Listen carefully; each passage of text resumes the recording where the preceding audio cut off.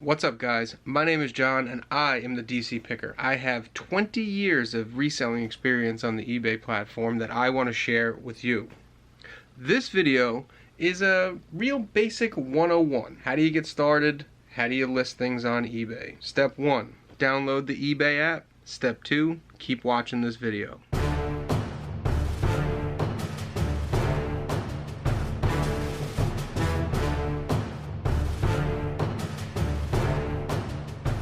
So at this point, I'm going to make a couple of assumptions about you. Number 1, you have the eBay app and it's open. Number 2, you have something that you want to sell. If I go too fast in the video, there's a link in the description down below to my blog where this is pretty much laid out with words and pictures. So in case something's a little murky and you don't know what I'm talking about, you can go down and check that link. Let's get started.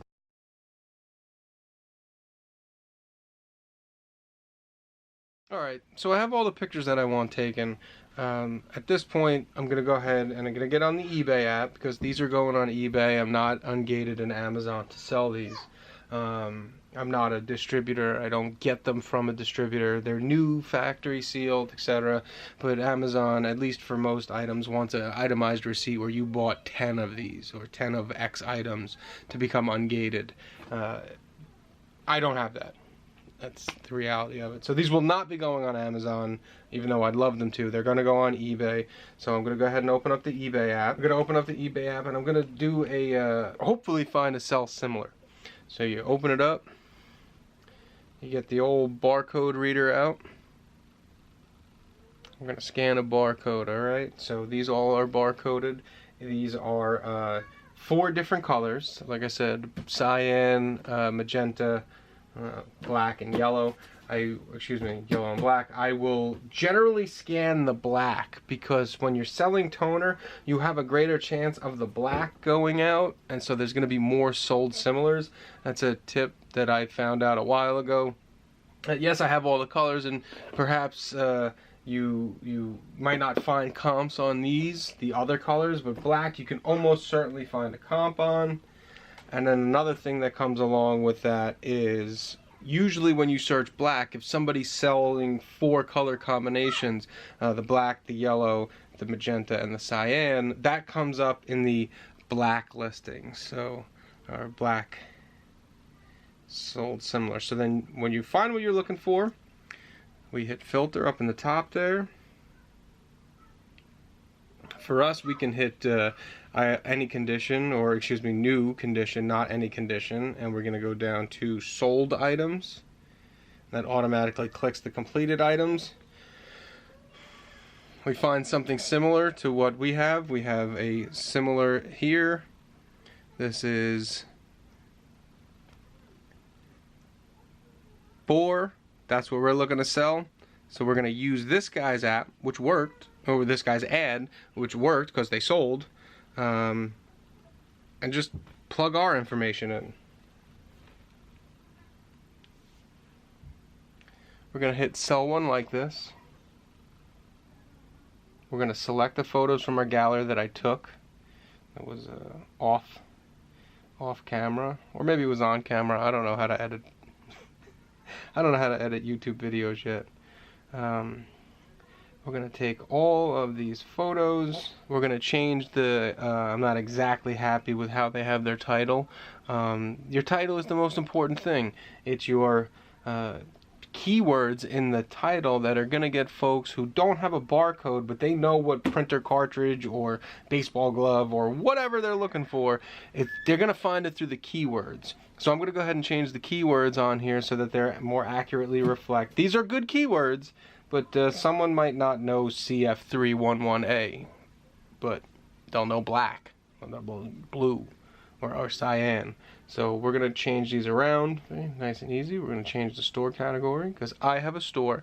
I sell enough where I think that the discounts or the free stuff is worth having a store. For me, it's also easier to organize things in the store.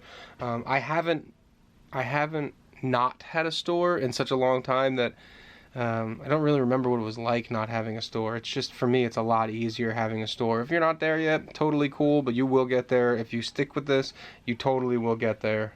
and you say, you know what, I think it's worth it just for me to go ahead and get the store. It's going to ask for a little bit of information.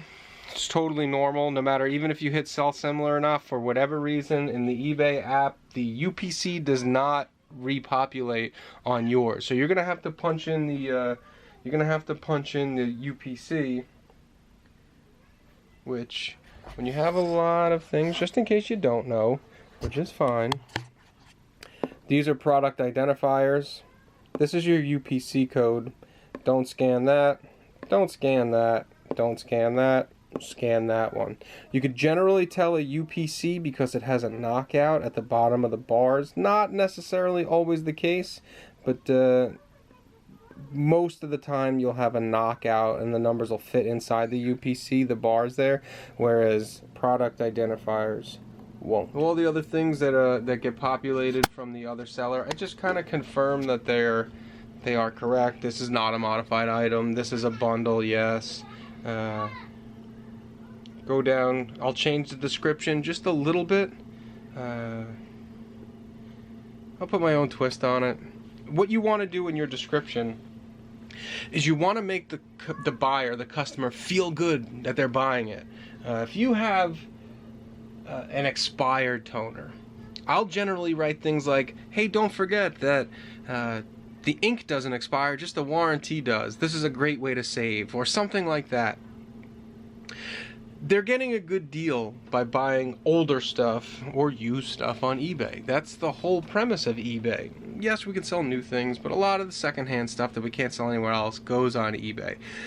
You want them to have an emotional connection to it. You want them to feel good, click that buy, give you their hard-earned money, and the best way of doing that, no matter what anybody else says, is to give them a good description. You give them a good picture, you hook them with the picture, you start reeling them in with the price, and then you seal the deal with the description. It's not to say that you should shy away from anything. If your mug has a chip in it, put that it has a chip in it. If your box is open or cracked or dented, you have to put that in there, but still leave them on a high note. I tend to bury the bad information in the beginning. Item is used. There's a chip, but the paint is great, and the shine is still there, or whatever it is. And then when they get to the bottom, they go, I gotta have this mug. This is a little bit harder. These are not, generally speaking, they're not going to a consumer. They're going to an office, or, you know, I don't think that there's regular homeowner has these. So these are these toners and inks tend to be a little bit more factual.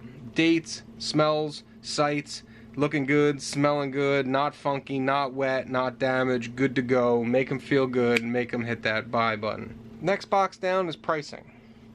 Pricing is kind of easy to do because you're going off of the comps of things that are sold. I don't always trust what others have sold for online trending prices, because when you click it, it's not always the item that you're talking about.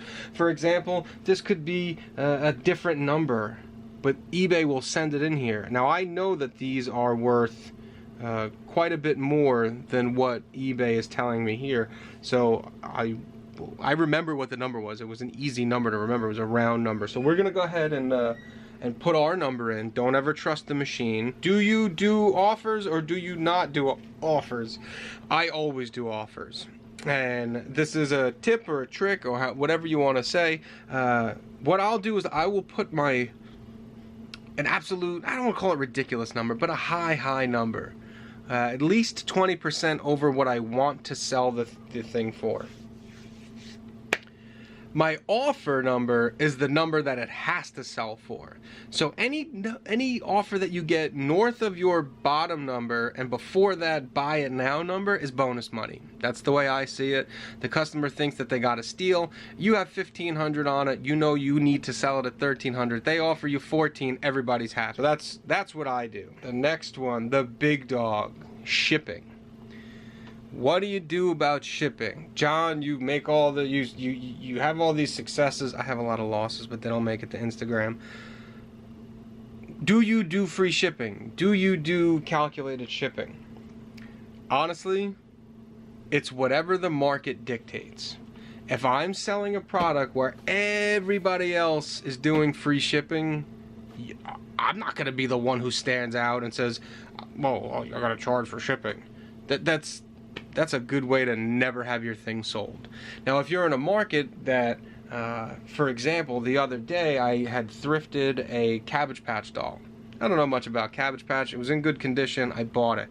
I brought it home. I checked the comps, and where I would normally, I wouldn't think twice and go free shipping. These prices were ridiculous on these things. Everyone else was calculated shipping. So I'm doing free shipping. We live in Amazon's world. We're a very, very small part, but we're in Amazon's very, very big pool. They do free shipping in 2 days. Everybody knows this now. It's their big selling point. If you want to stay competitive, I offer free shipping. I build it into the price as best you can, but you're not always going to make money. You got to be close with it. So it's a non-committal answer. The truth be told, do I do free shipping or do I do calculated? It depends on the item, and that's the reality of it. The only caveats to that would be big and bulky items where you know you're going to take a bath. I have a wheel over there, video game Logitech wheel with the shifter and the pedals, and the box, the factory box, weighs 20 pounds. Now if that goes to California via FedEx, that's going to be $40. The thing's only going for $100. That's calculated shipping. That's no question about that one. That one's going calculated shipping. It's on the buyer. The buyer knows that they're paying for shipping. Nobody thinks that it's free. That's very naive. That being said, if they go to buy a $100 item and the $50 tacked on, they know, oh, all right, I bought it. That's where it's coming from. I want it. I'll pay it. If you do $150 with free shipping and everybody else in that category is $99 plus shipping, $99 plus shipping, $99 plus shipping, you're gonna need a savvy shopper to go, all right, I'll go with the free shipping on that guy even though the price is higher. And in this business, you want to separate the customer from their money in the easiest way possible. I found that if they're not really happy from the onset, if they think that they're paying too much for shipping, they're probably going to bitch later on down the line about something. And it's not going to go smoothly. So once I switched over to just almost exclusively doing free shipping, I've had very, very little problems, and my feedback has gone up as well. If you go and you look at my feedback, it's nothing but fast shipping, good shipping, great shipping, shipping. The product is nice, whatever, but they're really happy. And I think a lot of people have been burned by eBay in the past, or buying by eBay in the past and having things come up slow. Okay, so let's go back to it. We're going to put these in. We do have a measurement from the other one. So I'm going to call it 20 pounds. These are going FedEx, because once you get north of I don't know, let's call it 15 pounds, generally go with FedEx, unless it's something that's small enough to fit in a flat rate box. I'll do another video solely on shipping, as if there aren't enough of those out there. But generally speaking, for the dimensions of these, which again are pretty large, these are going FedEx. That's a no-brainer. Do I require immediate payment? Yes, I do. My payment method is still PayPal. I haven't switched over to the new eBay payments system yet. I accept returns. I do a 30-day return, and I also do seller returns. I'm a top-rated store, top-rated seller with a store. I kind of have to keep I have to keep those settings that way. I have a very, very low return rate. Generally speaking, I'll work it out with the customer before they really engage. I'll send out a replacement or whatever it is, but I have very little returns. So that's it. This video was probably, I don't know, 10 times longer than the actual listing process. When you have items that are in the box, they are tremendously fast to go. If I didn't have you guys, these would probably be done in 5 minutes or so, 5 or 6 minutes. Now I'm going to go back in, just because I was talking with you guys, and double check my work down there. These are very expensive. I want to make sure that I have them set up right. But I think that's as far as you and I are going to go. Yeah, I can't think of anything else. What I'm going to do after I finish it up on the phone, I will post from the computer. It gives you one extra option, the sales tax option. If it's on the phone, I can't find it. I can't be bothered to look for it. I will go ahead and click that box on there. I'll double check. It's a little bit easier to proofread on the computer. List from there. We would be done. So with that, if you found any informational, if we had any sort of emotional connection, if you feel like you connected with me in any way, shape, or form, go ahead and hit the like button and the subscribe button. Don't ring the bell. We'll get to that later.